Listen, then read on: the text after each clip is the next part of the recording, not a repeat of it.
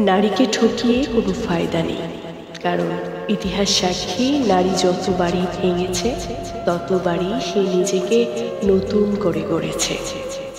আপনি হয়তো ভাবছেন তাকে কাঁদিয়ে প্রতারণা করে তার বিশ্বাস ভেঙে আপনি জিতে গেছেন, কিন্তু না, আপনি শুধু একজন মানুষকে হারালেন, কিন্তু সে হারিয়ে নিজেকে খুঁজে পেল। একদিন যে নারী চোখের পানি ফেলেছিল আপনার জন্য, সেই নারী সময়ের সাথে হয়ে ওঠে কারো জীবনের গর্ব, কারো প্রেরণা, কারো রানী। নারীকে কখনো ছোট ভাববেন না।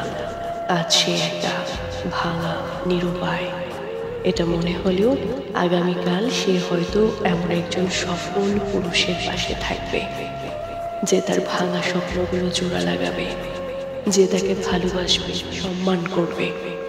নারী যখন ঠকে যায় তখন সে শেখে কে সত্যি আর কে মিথ্যে। আর সেই শিক্ষার পর যে নারী উঠে দাঁড়ায় তাকে আর হারাতে হয় না কোনো কিছুই।